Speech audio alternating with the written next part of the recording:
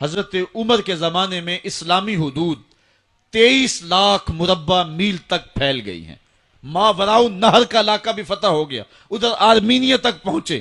یہ تھوڑے سے عرصے کے اندر عظیمتوں کی کیسی داستان رقم کی.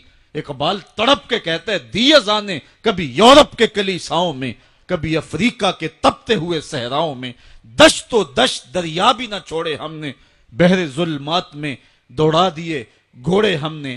حکمران تو وہ تھے لوگوں کی دہلیز پہ امن دینے والے, لوگوں کی چوکھٹ پہ جو ہیں وہ نور بانٹنے والے.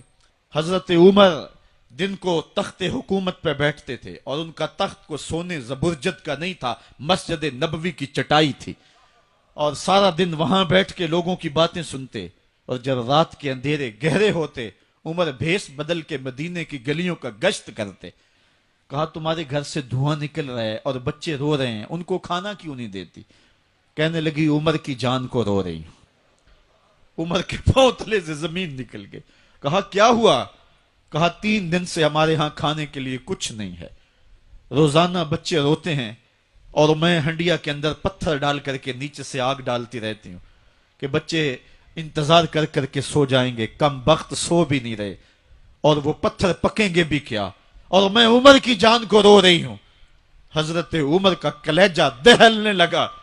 فوراً پلٹے واپس, بیت المال میں آئے, گھی کا ایک کنستر لیا, آٹے کی بوری لی, مرچ مسالہ جات بہت کچھ اٹھایا, اپنے کندھے پہ رکھا, بوری اپنی کمر پہ لا دی. عمر بیت المال سے نکلے تو آپ کے خادم اسلم نے دیکھ لیا, آگے بڑھا, کہا میرے آقا میں اٹھاتا ہوں. عمر کی آنکھوں میں آنسو ہے. کہا اسلم قیامت کے دن میرا بوجھ اٹھا لو گے؟ کہا قیامت کے دن تو اپنا اپنا بوجھ اٹھانا پڑے گا. کہا عمر کو آج اپنا ہی اٹھانے دو. حضرت عمر وہ گھی کا کنستر اور وہ آٹے کی بوری سر پہ اٹھائے ہیں اور اس خاتون کے گھر جاتے ہیں اور دستک دیتے ہیں. وہ جب دیکھتے ہیں اس کی جان میں جان آ جاتی ہے. کہا جلدی جلدی آٹا گوندو, اور عمر سبزی کاٹنے لگ جاتے ہیں. حضرت عمر رضی اللہ تعالی عنہ سبزی تیار کر دیتے, ادھر آٹا گند جاتا ہے, اور پھر اوپر چولہا رکھا جاتا ہے, چولہے کے اندر آگ رکھی جاتی ہے, وہ کھانا پکانے لگتی ہے, آگ بجھتی ہے. تاریخ نے لکھا ہے آگ بجھنے لگتی ہے, عمر جھک کر کے پھونکے مارتا ہے. عمر جھک جھک کے پھونکے مارتا ہے. کھانا پک گیا اور بچوں کے سامنے کھانا رکھ دیا, بچے کھا رہے ہیں. اب بچے رو رو کے نڈال ہو چکے تھے. حضرت عمر اپنے ہاتھوں کو اور اپنے گھٹنوں کو اور اپنے پاؤں کو زمین پہ لگا کے, جس طرح بکری کا بچہ چلتا ہے ویڑے کے اندر, کبھی ادھر چلتے ہیں کبھی ادھر چلتے ہیں, تاکہ بچے مجھے دیکھ کے خوش ہوں اور دل میں کہتے عمر جتنا رلایا ہے اب اتنا ہنسانا بھی پڑے گا. تو کبھی عمر امیر المومنین, یہ میں کسی آج کے جو ہے وہ لوگوں کے ووٹوں پہ منتخب ہونے والے حکمران کی کہانی نہیں سنا رہا, میں اس عمر کی کہانی سنا رہا ہوں جو 23 لاکھ مربع میل کا حکمران ہے, آدھی دنیا کا بادشاہ ہے.